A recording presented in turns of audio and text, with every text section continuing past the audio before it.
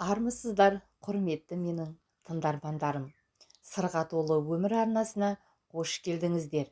Менің арнама тіркеліп, қызықты оқиғалардың куәсі болыңыздар. Бүгін сіздермен бірге айна ішіндегі әлем атты қызықты оқиғаның куәсі боламыз. Түн. Ай сәулесі жерге үзіліп түсіп тұр. Салқын желмен бірге әлде бір сыбыр естіледі. Сыртқа шыққан Аяжан аспанға көз тастады. Ай ерекше нұрланып тұр. Бірақ бұл түн өзгеше еді. Ол айға қарағанда бір сәтке жүрегі шымырлап кетті. Көз алдына бала күнінде әжесі айтқан бір әңгіме сап ете қалды. Ай кейде жылайды қызым. Ол жылағанда тек жүрегі таза адамдар ғана естиді. Ал кім сол түнде аймен сырласа алса, өткен мен болашақтың арасын көреді. Сол сөздер жүрегін тырнап өтті. Аяжан тағы да тыңдады. Желмен бірге бір дауыс келіп жатқандай. Аяжан, мені тап. Кенет жерде жатқан кішкентай күміс айна көзіне түсті. Жан-жағына қарады. Ешкім жоқ. Айнаға қарады. Бірақ ол өз бейнесін емес, бейтаныс бір қызды көрді. Қыз көз жасын сүртіп тұрып, уақыт таусылып барады. Мені құтқар деді да ғайып болды. Аяжанның жүрегі кеудесіне сыймай соғып кетті. Бұл не? Елес пе, әлде расында тылсым бір белгі ме? Сол сәттен бастап оның өмірі өзгерді. Әр түні ай оған жаңа бейнелер, жаңа жұмбақтар көрсететін болды. Ал Аяжан бұл құпияның артында не тұрғанын білу үшін барын салуға бел буды. Аяжан сол түні көз ілмеді. Күміс айна төсегінің жанында жатты. Ол қайта-қайта оған қарап, әлгі бейнені көруге тырысты. Бірақ айна тыныш еді. Тек терең тыныс алған сайын жүрегіндегі бір құпия оянып жатқандай сезілді. Таң ата бере, ол әжесінің көне сандығынан әлгі айнаға ұқсас өрнектермен қапталған ескі кітап тауып алды. Беттері сарғайған, иісі уақыттан қалғандай. Бірінші бетте былай деп жазылыпты: айна екі әлем арасындағы көпір. Ол шындық пен елестің арасында тұрады.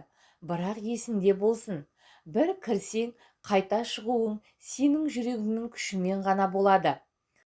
Аяжан бұл жай ғана аңыз емес екенін сезді. Сол түні ай сәулесі бөлмесін қайтадан жарқыратты. Ол айнаға тағы қарады. Айнаның ішінен әлгі қыз қайта пайда болды. Енді ол қолын созып тұр.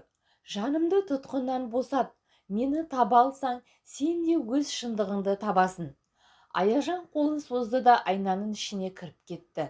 Көзін ашқанда ол мүлде басқа әлемде еді. Көгілдір тұманға толы орман, ағаштардың жапырақтары сыбырлап сөйлегендей. Аспанда күн де, ай да жоқ, тек бір жұмбақ жарық көзі жанып тұрады. Бұл айнаның ішкі әлемі еді. Мұнда уақыт басқаша ағады. Бірінші көргені көз жасын тия алмаған қыз. Аяжан оған жақындады. Сен кімсің? Неге мені шақырдың?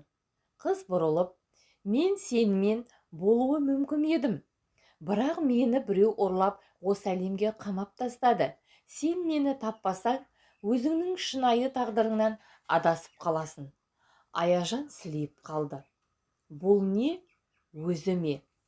Аяжан айнаның ішкі әлемінде қызбен, яғни өз бейнесімен бетпе-бет қалған соң, айналасындағы орман қоюлана түсті.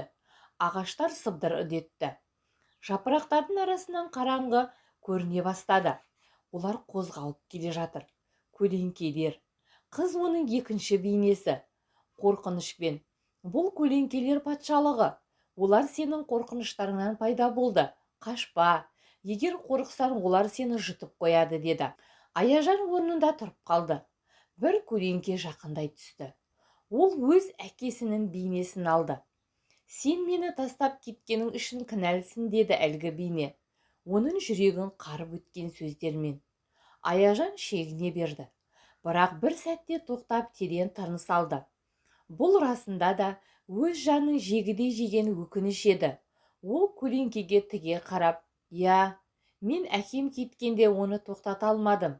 Бірақ бұл менің қателігім емес. Мен ол кезде бала болдым. Сол сәтте көлеңке бір күрсініп тұманға айналып жоқ болды. Басқа көлеңкелер де бірінен соң бірі жоғала бастады. Қыз жымия қарап, сен өзіңе қарай батыл қарадың. Жол ашылды. Орман артынан ашылып алыста жарқыраған құлып көрінді. Ол алтыннан салынғандай, үстіне ай сәулесі түскендей жарқырап тұр. Қыз: сол жерде менің жаным қамалған. Бірақ есікке жету үшін соңғы кедергіден өтуің керек. Сен өзіңді толық танып кешіруің керек. Аяжан теріс тыныстап, сол жаққа қарай бет алды.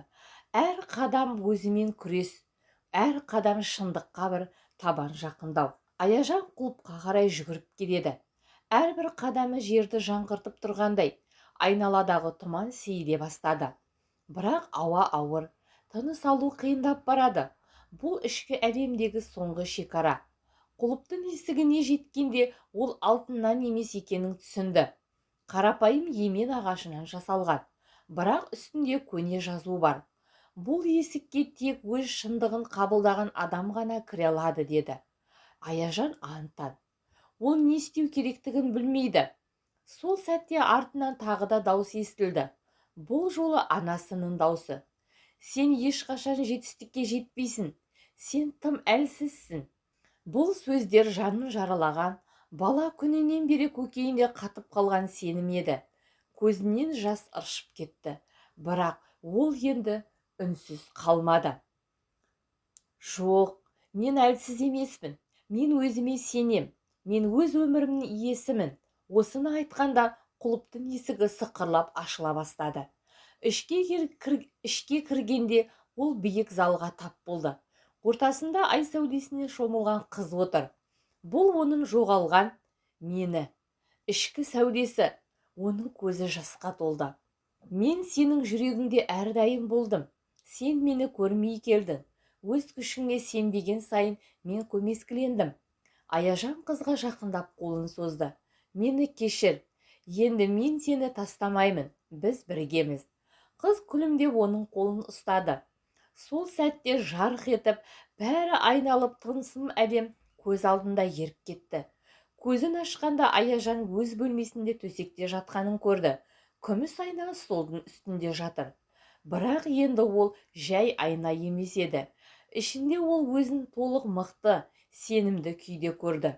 Ол енді бұрынғы Аяжан емес еді.